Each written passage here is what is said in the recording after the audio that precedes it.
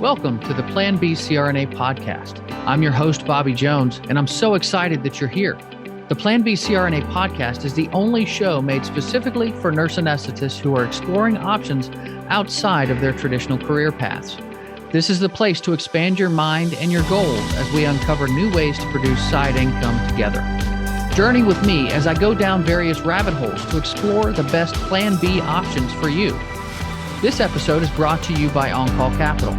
On-Call Capital is dedicated to educating CRNAs and other healthcare providers about investing outside of the traditional stock market. On-Call Capital also provides opportunities for you, yes, you, to create passive income and generational wealth while also lowering your taxable income through investments in the apartment and alternative investment spaces. If you haven't hit subscribe yet, make sure you do that right now so that you don't miss an episode. Thanks so much for joining me today, and now, on with the show.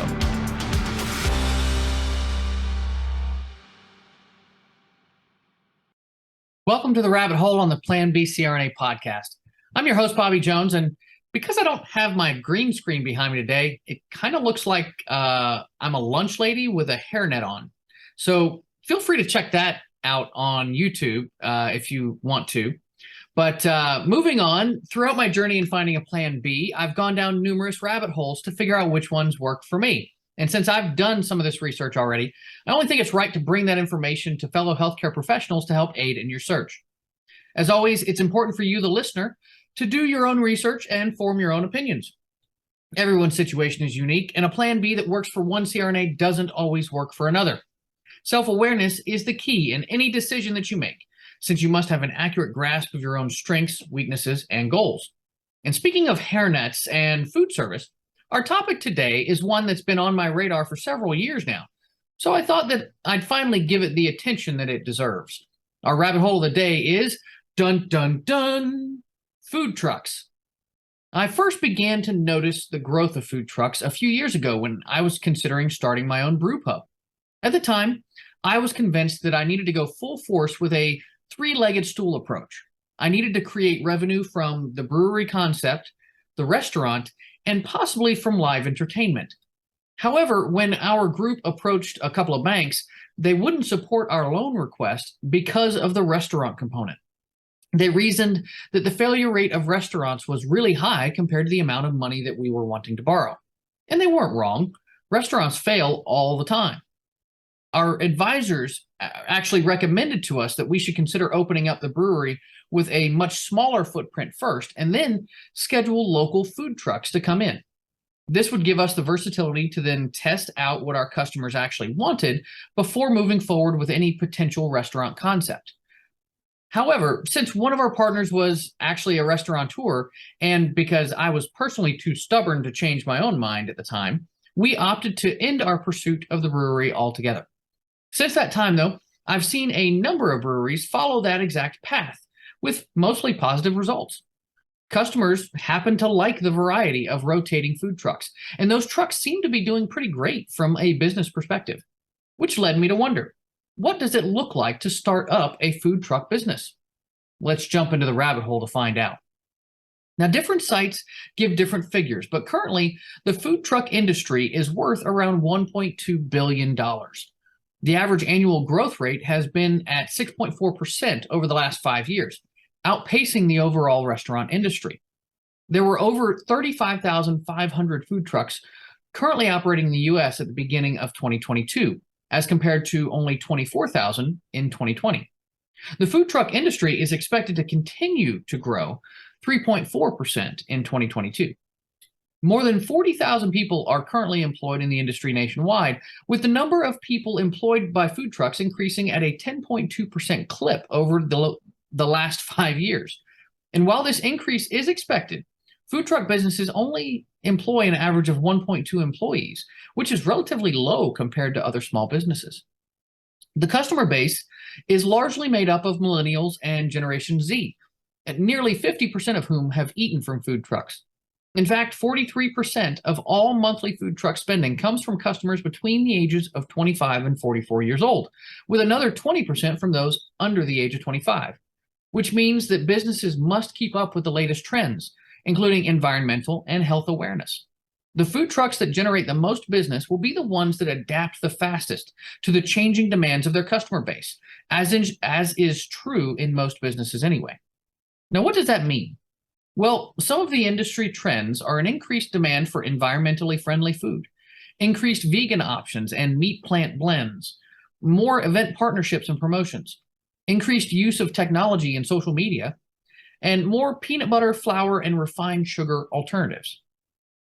Next, let's talk about cost. The average cost to start a food truck, according to Food Truck Nation, is between $50,000 to $60,000. But what I found is that there is a lot of wiggle room here. In reality, the cost of the truck alone may be anywhere from $50,000 to $175,000, depending on the size and condition of the truck that you decide to purchase, the equipment included within, and your location in the country. Expect to pay a premium if you happen to live and operate in those more expensive markets. You can rent a truck for around $2,000 to $3,000 per month, but you'll likely need to take out a lease of 6 months or longer. Now, you'll also need to consider the food truck equipment and decor costs. Depending upon customizations, you could spend another $50,000 to $200,000. Of course, this does depend on how much of the work you do yourself or whether you contract that out to a specialty company. This part can be done on the cheap if you choose to do so. And one factor that folks don't think about is the meal prep. It's one thing to serve meals on wheels, but it's another to prep them. Most food truck operators happen to rent a commercial kitchen to prep and store their food. In fact, many cities require a proof of commissary arrangement as part of their food truck application process. And this rental space can cost you up to $1,500 per month. Of course, you'll also need to park your truck somewhere if you don't happen to have space on your own private property. Many of the commissaries offer overnight parking for an additional fee, but you should check local regulations to make sure you're not parking in unauthorized places. Expect parking to cost you another $500 to $1,000 per month. And lastly, you'll need to consider the costs of the licenses, permits, and inspections. Those costs can really pile up, and you'll need to pay for those in each zip code in which you intend to operate. This means you may need to go through the same process in multiple cities, paying the same fees multiple times over. A single city can cost between $800 to $1,400, and Food Truck Nation estimates that the average cost of all of this permitting and ongoing legal compliance is over $28,000. So it's important to think about location, location, location. Portland happens to be the #1 city for food trucks, with a little over $7,000 required to get permits and operate per year, and some of the easiest restrictions out there. Other top cities are Denver, Orlando, Philadelphia, Indianapolis, Houston, Austin, LA, New York City, and Nashville. While there is one end of the spectrum, there's often another, and that's the truth here. Boston scores as the most challenging city to own a food truck with combined cost and effort. And Washington, D.C., San Francisco, Seattle, and Minneapolis also make that list of the most challenging cities. So as you can see, the cost of starting this business can vary wildly, depending on your location and overall approach. You may be able to get away with spending under $20,000 to start, or you may spend as much as $250,000. Either way, there are plenty of variables that you'll need to consider as you begin. Okay, so that sounds pretty expensive. So is a food truck actually a good investment? The short answer is yes. A food truck can make between $250,000 to $500,000 per year, with the ideal scenario being to make your business profitable within that first year. High-end food trucks based in high-traffic cities can bring in $20,000 to $50,000 per month in revenue, while trucks that are selling simpler food, think hot dogs and burgers here, in less populated areas can still make between $5,000 to $16,000 per month. Nationally, food truck owners make between $24,000 to $153,000 per year, with the owner bringing in less than 50% of the overall profits. So depending upon your business plan and your role within the business, are you doing most of the work yourself, or are you mainly managing others? This can be a very worthwhile investment. And now that you have an idea of the cost of the venture, how do you go about actually getting started? There are several steps involved, so let's get to it, shall we? Number one, research your food truck scene. You want to make sure that you do your research on the existing market where you want to operate. That means looking into existing food trucks and restaurant concepts. population demographics, spaces where food trucks can operate, such as breweries, hospitals, grocery stores, local businesses, and events and festivals in the area. And of course, busy street times where commuters can become customers. In essence, you want to make sure there is demand for your product. Number 2, choose a food truck concept. You want to balance catering to the interests of your targeted market along with your own interests and passions as well. Then you can choose a name and a logo that works for your business, making sure that they're unique, memorable, and attention-grabbing while not being overly specific so that you can allow for future growth. Number 3, write a business plan.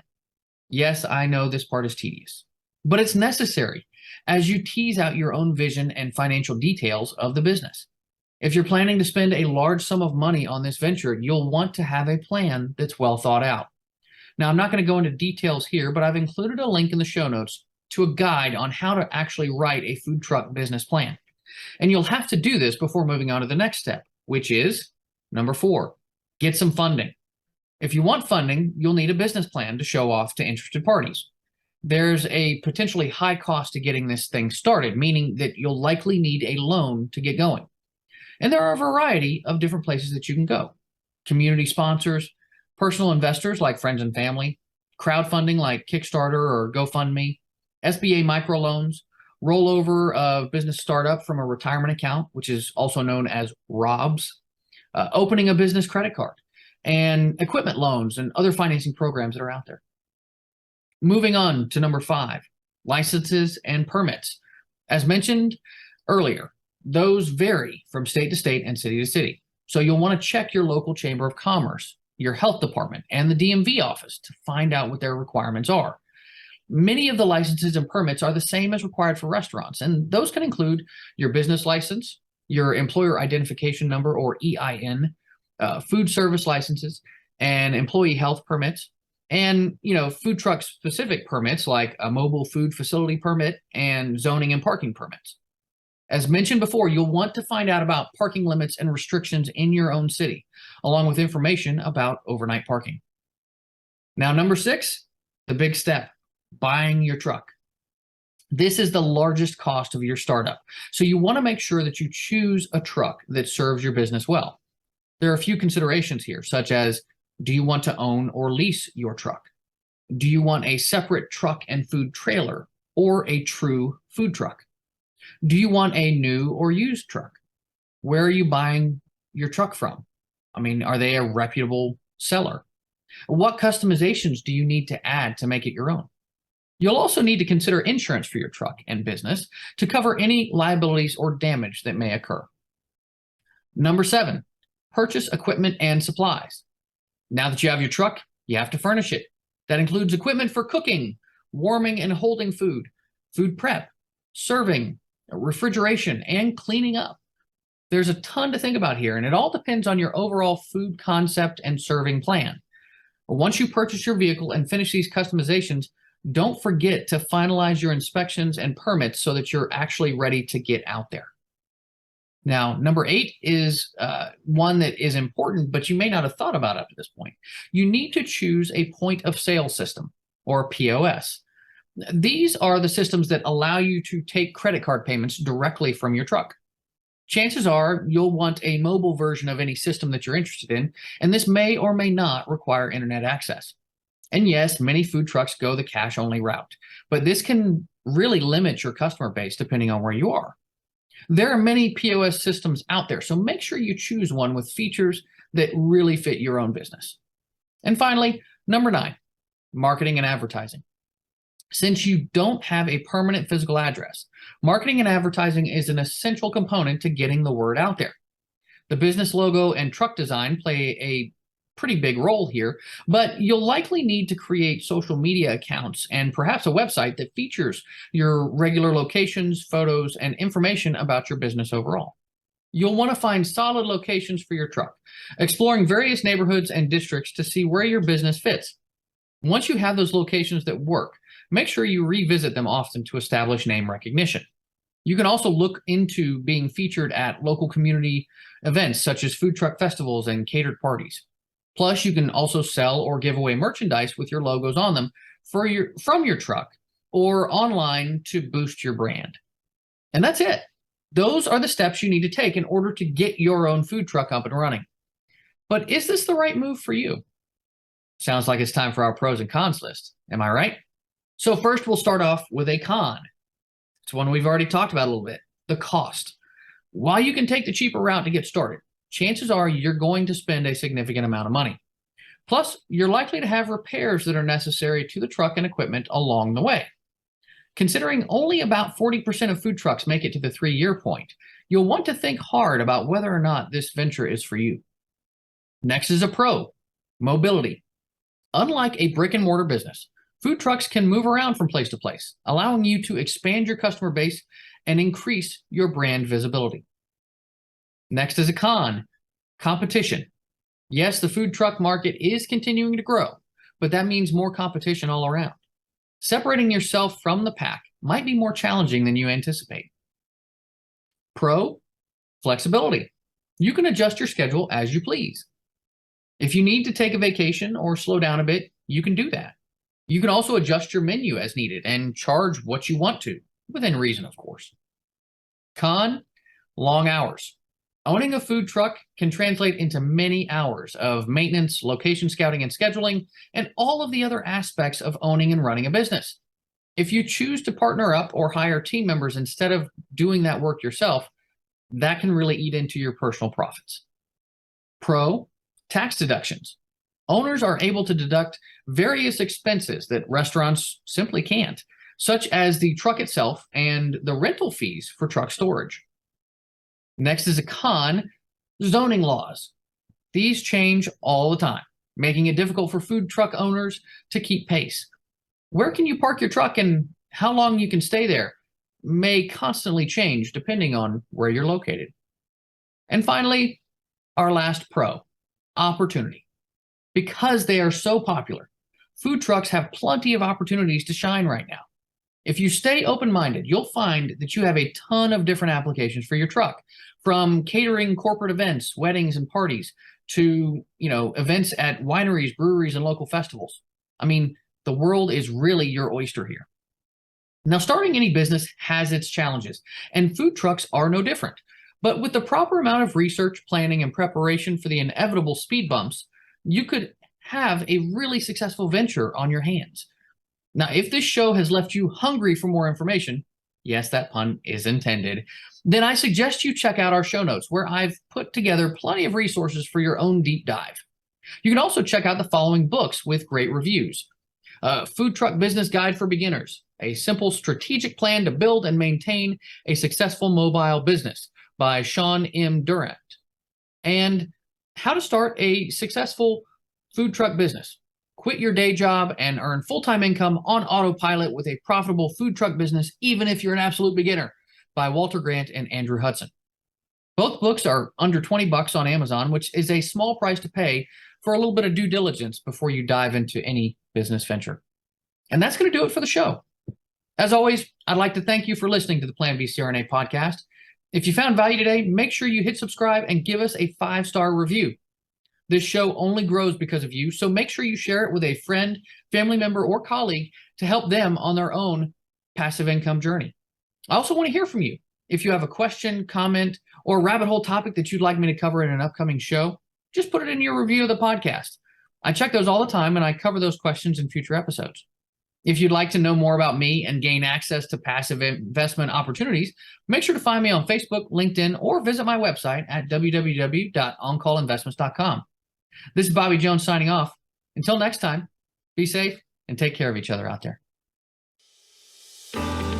Thank you so much for joining me for another episode of the Plan B CRNA podcast. If you haven't already subscribed and reviewed the show, I'd be honored if you took the extra time. It really helps to expand our reach and get the word out about the show. If you're a CRNA who is interested in sharing your story on our podcast, I'd love to have you. Please email me at bobby@oncallinvestments.com for more information. This episode was brought to you by OnCall Capital. They are dedicated to helping providers like you develop passive income and generational wealth through investments in the apartment and alternative investment spaces. Feel free to check out their website at www.oncallinvestments.com and subscribe to their free educational email series. You can find On Call Capital on Facebook, Instagram, and Twitter. You can also check out our YouTube page, where you'll find all of the show episodes along with other educational videos. Thanks for listening, and we'll see you on the next episode.